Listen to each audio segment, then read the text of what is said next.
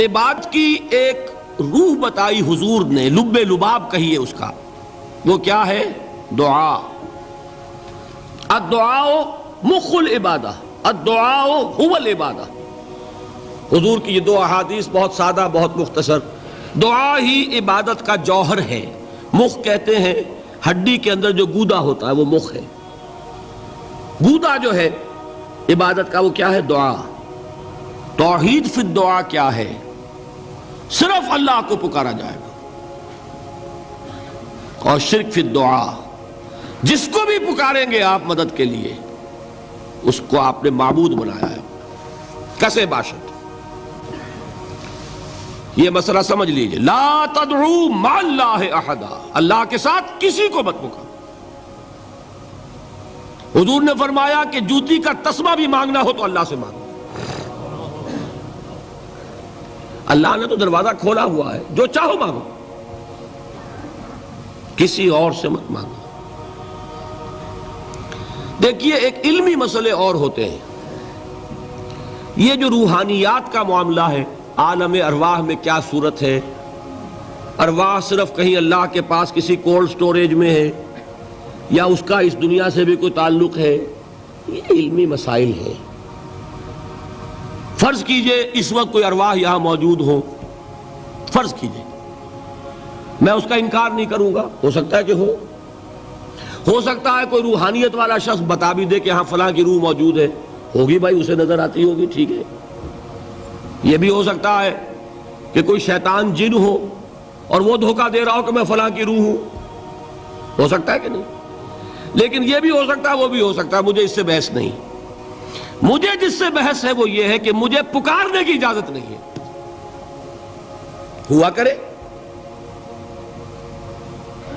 کسی کی روح موجود ہوا کرے، مجھے میرے رب کی اجازت نہیں ہے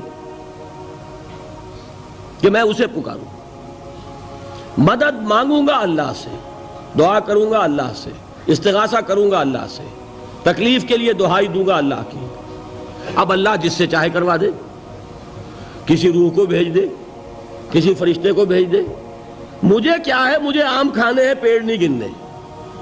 فلاں روح نے آگے کام کر دیا، کرے بھائی، میرا کام بننا چاہیے۔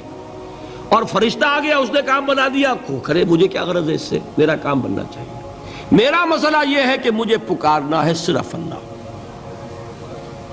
اللہ کو اس کی بھی قدرت ہے، کسی کو نہ بھیجے، نہ کسی روح کو بھیجے، نہ ملائکہ کو بھیجے، بغیر کسی کے جو چاہے کر دے۔ اللہ کا مرضی ہے، وہ چاہے کسی روح کو بھیج دے، کسی فرشتے کو بھیج دے، مجھے اس سے غرض ہی کوئی نہیں۔ مجھے تو اپنی تکلیف کا دور ہونا مطلوب ہے، اس کے لیے میں پکاروں گا۔ سمجھ رہے؟ دیکھیے میں سادہ ترین کر رہا ہوں مسئلہ، عبد القادر جیلانی کی روح یہاں ہے یا نہیں، حضور کی روح انور یہاں ہے یا نہیں، یہ تو علمی مسئلہ ہو گیا نا۔ یہ فرشتے یہاں ہیں کہ نہیں، کوئی اختلاف ہے؟ میں پکار سکتا ہوں اسے کہ بھائی ذرا میرا کام کر دینا۔ یہ کروں گا تو شرک۔ موجود ہیں کرامن کاتبین ہے کہ نہیں؟ موجود ہونا نہ ہونا یہ مسئلہ علمی۔ جو اصل میں شرک سے متعلق مسئلہ ہے وہ یہ ہے کہ پکارنے کی اجازت نہیں۔ دیکھیے حضور کی ایک حدیث ہے، اور یہ ایک ہمارے لیے خوشخبری ہے۔ آج 8واں دن ہے، آپ اپنی نیند کی قربانی دے رہے ہیں، آ رہے ہیں، سن رہے ہیں۔ یہ حدیث بھی سن لیجئے، بشارت والی حدیث ہے۔ مجتمع قوم فی بیت من بیوت اللہ، نہیں جمع ہوتے کچھ لوگ اللہ کے گھروں میں سے کسی گھر میں۔ اس کا مصداق اول تو مسجد ہوگی، لیکن تقریباً تمام محدثین نے مانا ہے کہ صرف مسجد تک محدود نہیں ہے، سب گھر اللہ کے ہیں۔ یہ جگہ کس کی ہے؟ تو عام ہے یہ چیز، لیکن مسجد کا ہوگا تو وہ مصداق اول ہو جائے گا۔ مجتمع قوم فی بیت من بیوت اللہ یتلون کتاب اللہ ویتدارسونہ بینہم، کام کیا کر رہے ہوں کہ اللہ کی کتاب پڑھ رہے ہوں، وہ سمجھ رہے ہوں، سمجھا رہے ہوں، تو کیا ہوتا ہے؟ الا نزلت علیہم السکینہ، ان پر اللہ کی طرف سے سکینت کا نزول ہوتا ہے۔ وغشیتہم الرحمہ، رحمت خداوندی انہیں ڈھانپ لیتی ہے۔ وحفتہم الملائکہ، فرشتے ان کے گرد گھیرا ڈال لیتے۔